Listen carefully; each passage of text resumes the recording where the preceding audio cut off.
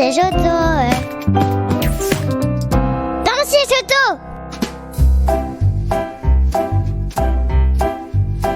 Les grands-parents de Léon habitent une jolie petite maison près de Toulouse, sur les rives du canal du Midi.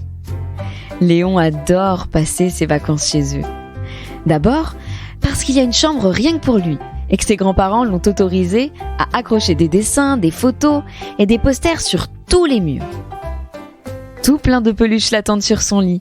Croque-Carotte, le lapin gris aux oreilles baissées, Gabin le pingouin, Hector le renard rusé, Coco l'éléphant, Linette la jolie petite souris, et enfin Arsène, le petit ours brun. Tous ces petits amis, c'est Mamie qui lui a fabriqués. Car Mamie Nanou a de véritables doigts de fée. Elle rend beaucoup d'enfants heureux avec ses créations au crochet. Léon les aime tous beaucoup, beaucoup. Aussi est-il tout excité à l'idée de se replonger dans cet univers fabuleux qu'il aime tant. Maman est prête à fermer la valise.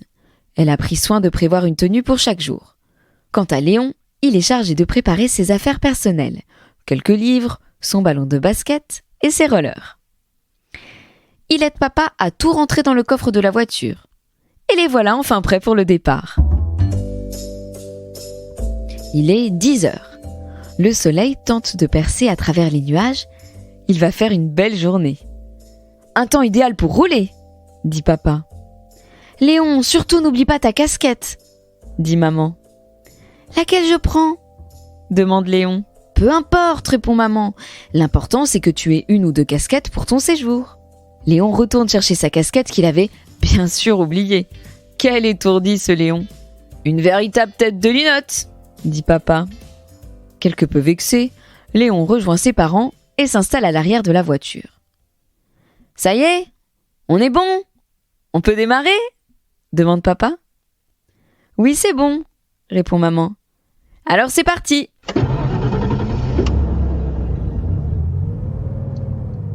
La voiture quitte le parking de l'immeuble où vit Léon avec ses parents. Il passe ensuite devant la gare de Bordeaux-Saint-Jean pour aller rejoindre l'autoroute A62, qu'on appelle l'autoroute des deux mers. Le trafic est dense en ce samedi, premier jour des vacances scolaires. Confortablement installé à l'arrière de la voiture, ceinture de sécurité bouclée, Léon s'apprête à imaginer ses super vacances dans cette région qu'il adore. Il aime ces moments où, durant tout le voyage, le temps est suspendu. Il peut, tout en regardant le paysage, rêver et s'évader dans son imaginaire. C'est fantastique de se laisser bercer. Il faut bien reconnaître que la conduite de son papa est souple aussi. Elle invite à la rêverie. Papa ne s'énerve jamais. Enfin, presque jamais. Oh, cela lui arrive parfois de laisser échapper un juron quand il voit un chauffard ou un irresponsable, comme il dit. Léon aime les bruits de la voiture. Celui des essuie-glaces, du moteur qui ronronne, des clignotants ou des camions que la voiture double. Ah, Toulouse, la ville rose, la cité des violettes, la région de la saucisse et du cassoulet, tout un programme. Ça y est.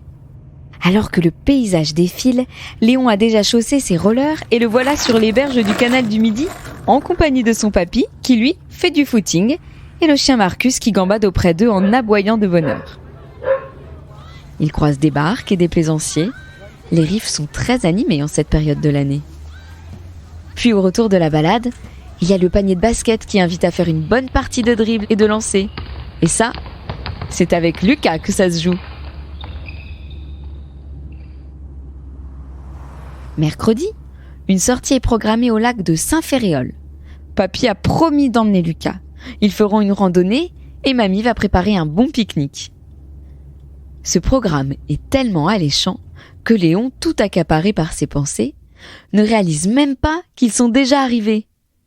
Il prend le temps de s'étirer les bras, puis les jambes un peu engourdies par le voyage, et sort enfin de la voiture, heureux de retrouver le sourire de ses grands-parents et l'agitation de Marcus. « J'ai faim, mamie. Qu'est-ce que tu as préparé de bon ?»« Saucisse purée, mon grand, et une crème catalane maison, ton dessert préféré. »« Génial, je crois que je vais dévorer !» Attirée par les bonnes odeurs de cuisine, toute la famille se précipite dans le salon, heureuse de se retrouver. Les vacances peuvent enfin commencer.